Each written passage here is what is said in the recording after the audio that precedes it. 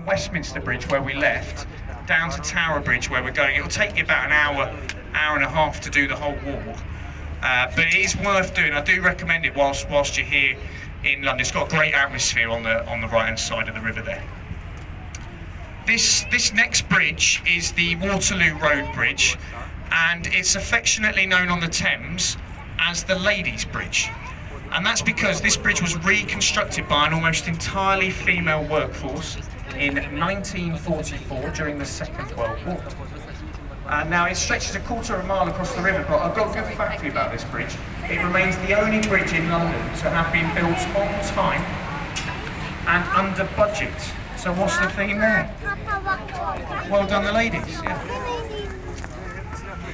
Just on our right hand side, back on the south bank there, behind those trees, you'll see that grey building with an electronic advertisement board. That's our National Theatre. Pride and joy. It's not going to surprise you to hear, though, that that building gets voted the ugliest building on the River Thames every single year. I'd go one further, I think that's the ugliest building in the United Kingdom. Looks more like a car park than a theatre, isn't it? But there are 3 theatres inside, so don't judge a book by its cover, one of which is the Olivier Theatre. It's named after Laurence Olivier. It hosts some of the best shows on the West End. That's our National Theatre there. Now, when you came to London, be honest, you weren't expecting to see some beautiful gold-sanded beach resorts, were you? Wasn't top of your list, was it? Have a look on your right-hand side, folks. Look at these beaches here. Beautiful, isn't it? These kids are just playing amongst the broken glass bottles over there. It's the London Riviera. Now, these beaches appear on a lower tide. The river's very tidal, and between high and low water, we can see a rise and fall in the water level of around 7 metres. And we're pretty close to low water at the moment. We've had high water and we're heading towards low water. If you look on the wall on the right-hand side there, you'll see a sort of dark green line towards the top of the wall. That's your high water mark. So you can see how much we've dropped over the last several hours. Just on your left-hand side, this white vessel here, HQS Wellington, if you look to the back of the boat, the stern of it, we're just passing an archway there on the embankment wall. Now this is a boundary. We're just leaving the city of Westminster behind us. We've just entered the city of London itself. Now the city of London stretches from here down to Tower Bridge, where we're going, and it's only 1 square mile in size. It makes it one of the smallest cities in the world. When you're thinking of London today, you're actually thinking of Greater London, and that comprises of the 32 boroughs that I mentioned earlier, and the city of London itself, so Greater London. Just on your right-hand side, if you look beyond that beautiful beach there, you'll see this red brick building with the tower in the middle and the letters OXO on the tower. That's the OXO building. If you've got any British on board, you'll certainly recognise the brand. It's where they used to make the stock cube, very famous company here in the UK. No longer, of course. It's a common theme on the Thames. All these old industrial warehouses and wharves have all been converted into very expensive riverside property. So that building on your right, at the bottom, we've got luxury shops. In the middle, multi-million-pound apartments. And then at the top, that's the Harvey Nichols restaurant today. And if you went for dinner there tonight, you'd probably have to remortgage your house. It's not cheap. But it does come in the top 5 restaurants in London, so it's doing something right. But if you come down to Greenwich with us, you'll see a lot of these old warehouses on the riverbank, and they've all been converted into totally unaffordable property today. Just on your left here, this construction site in the river, that's the Thames Tideway project. You may have seen there was another site back up at Westminster that you might have seen. This is to build London's new super sewage system. All right, it's to replace the old Victorian sewage system that's become very outdated. It's one of the biggest construction projects in Europe today, and it is costing in the region of £5 billion to make. So that's the Thames Tideway project there. Now ahead of us, there are 2 bridges here. These are the Blackfriars bridges. The first one is the road bridge. Now if you look at the pillars on the road bridge, these were designed to look like church pulpits. And that's because there used to be a monastery located on the north bank of the river here.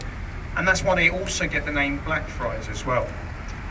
Now on a really high tide, we actually struggle to get under this bridge. So you can see how much we would drop on the tide.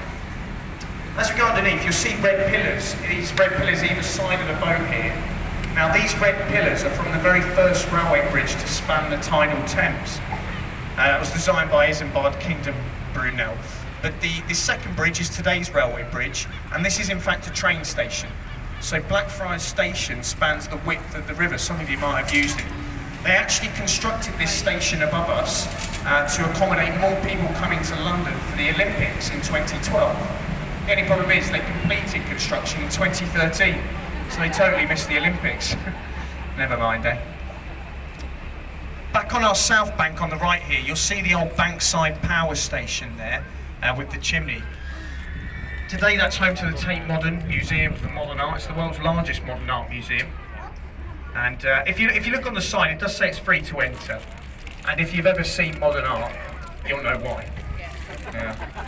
I'm only joking. Now, a lot of London's museums are free to visit. So if you weren't already aware of that, there's loads of great museums in the city that are totally free to go to. Now just have a look on your left-hand side there, you'll see the dome to St Paul's Cathedral. Sir Christopher Wren's masterpiece. The cathedral stands at 365 feet tall, and the dome is the second largest unsupported dome in Europe. The largest is at the Vatican. Now we do like to give a bit of advice to our passengers. If you want to go and visit St Paul's Cathedral, it'll cost you about £20 per person. It's an amazing building, but I've got a tip for you. Go on a Sunday, because you can get in for free. They do a Sunday service. It is a church after all. The only thing is you will have to expect someone going around with a silver collection bucket. Yeah. And they do quite like the silent donation of a £5, £10 or £20 note to not disturb the congregation. But there's a bit of a tip for you. It's well worth a visit. It's an amazing building. This bridge here is the Millennium Footbridge. Any Harry Potter fans out there will recognise it. They were flying over here on broomsticks in a Harry Potter film. It was actually the most expensive scene in all of the Harry Potter movies. But what you'll see, as you go under the bridge, look to your left, because you'll see that the bridge is built perfectly in line with St Paul's Cathedral there. Any Shakespeare fans on board? No one. One at the back there. Have a look on your right-hand side, and you'll see a white round building there with a thatched roof. This is a replica to Shakespeare's Globe Theatre. Now, it took 20 years to get permission to build this, and that's because there have been restrictions in London on buildings with thatched roofs, and that's been in place ever since the Great Fire of London in 1666. If you went to see a Shakespearean performance at the Globe, it would be done in the traditional style, so there'd be no light or sound effects, just as it would have been in the time of William Shakespeare. There's actually no roof in the middle of the theatre though, so if you bought some cheap tickets and stood in the middle, you'd get wet on a wet day. Yeah. But you can actually find really cheap tickets for shows at the Globe. Sometimes online they sell tickets for as little as £5 or £10 online. So to see a live performance in London, that is very, very good. So see what's available.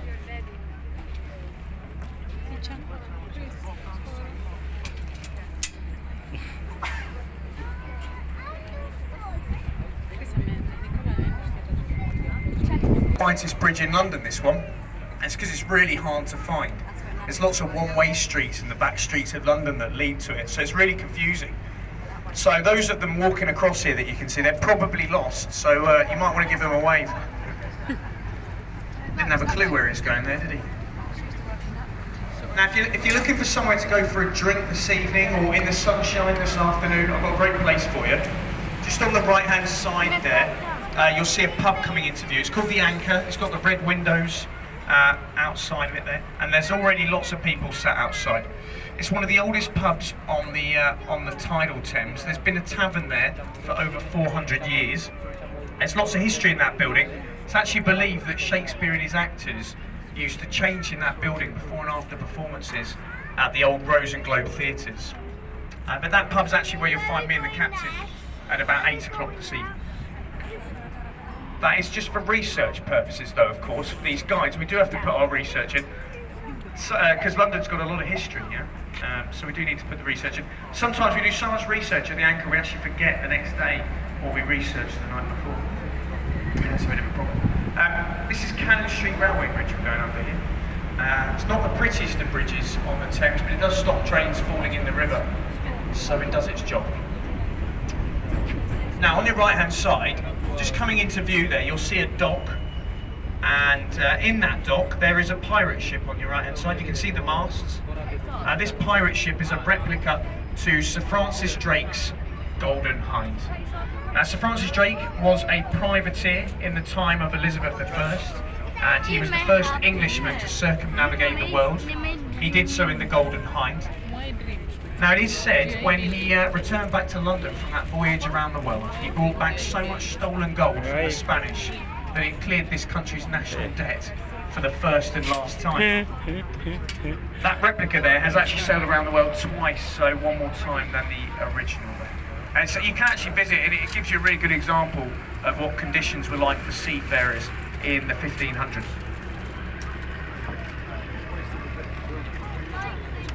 Now the next bridge, you'll all have heard of this bridge. Some of you may have travelled thousands of miles to see this bridge. This is the one that keeps falling down. It's London Bridge in all its glory. Here it is. If you don't believe me, they have actually written it on the side. There you go, London Bridge. Now several bridges have spanned this section of the river. The first to build a bridge here were the Romans over 2,000 years ago. There's a good reason they picked this spot. It's actually quite shallow here, so that is why they picked it.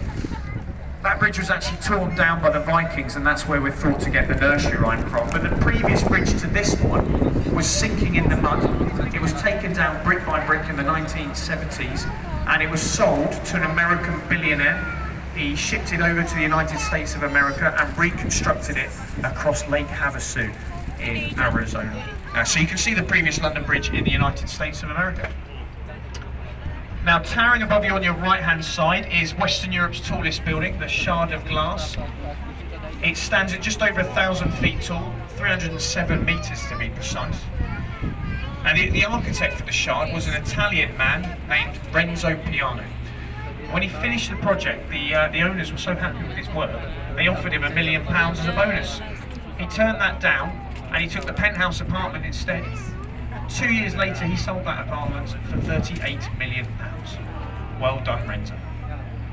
Now there's a viewing platform up there. It's about £30 to go up there, so it's quite expensive, but you do get great views. But I've got a tip for you. There's a building coming into view on your left-hand side that gets a bit wider as it goes up there. That's called the Walkie Talkie, 20 Fenchurch Street. Now you can see people up the top there now, and there is a sky garden up there. It is totally free to go up as well.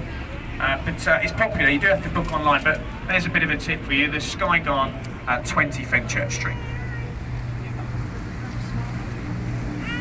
On your left-hand side still, behind the trees here, we've got this white building with the 6 small black chimneys on the roof there on your left-hand side. That's Waterguard House. Now anything illegally bought into the United Kingdom, so that could be drugs, alcohol, tobacco, is taken to that building on your left, stored in the basement for up to a year, and then it's incinerated, hence the black chimneys on the roof in the middle there. But I've never seen any smoke coming out of those chimneys. Not a puff. But we do hear they have excellent Christmas parties. I wonder why. No invite for me yet, though. Just on your right-hand side, you might have to strain your eyes to see it because it is camouflaged, but there is a warship there, guys. This is HMS Belfast. She was actually built in the same shipyard that the Titanic was built in Belfast, Northern Ireland. She has 6 guns forward, 6 guns aft, and they were capable of firing shells 14 land miles. And she fired some of the first shots during the D-Day landings in Normandy during the Second World War. Now she's actually a museum today. She's part of the Imperial War Museum here in London. So if you're into your naval history, that's worth a visit. You can explore all 9 decks of the vessel there, and it's got some really good interactive exhibitions on board as well.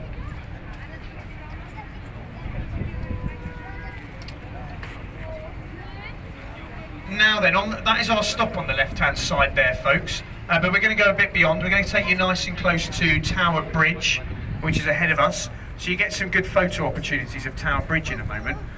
And what we'll do is we'll turn the boat to the left to port. So on the right-hand side, you'll get really good photo opportunities of the bridge, okay?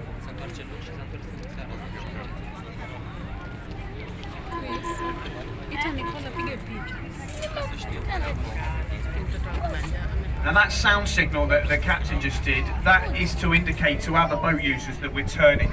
Now, guys, if you're standing up, please be very, very careful, because when we go side onto the river, we are likely to roll quite a bit more, okay? So please be really careful. Now the bridge itself is unique. It is a twin steel suspension and bascule bridge. The bascules are the centre parts to the bridge, which rise to allow taller ships into the City of London. Only one day of the year the bridge will not open, and that is the day of the London Marathon. And that's because we have 50,000 people running across that bridge. I don't know about you though, but I think a little gap might make it more interesting.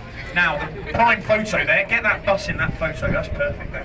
That's the money shot, isn't it? To get a red London bus in the middle there. Lovely. There you go, you got another one coming.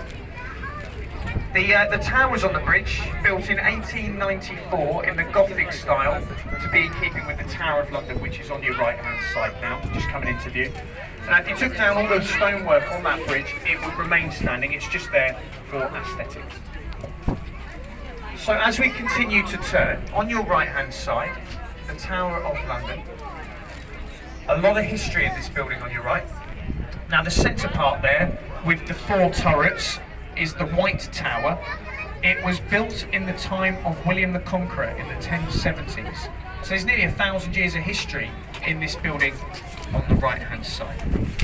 Lots of sections have been added over the years by a number of different monarchs, and it's had a lot of functions over its lifetime. It's been a fortress, a royal palace, a zoo, a mint, an observatory. It's currently home to the Crown Jewels, although they were borrowed recently for some reason.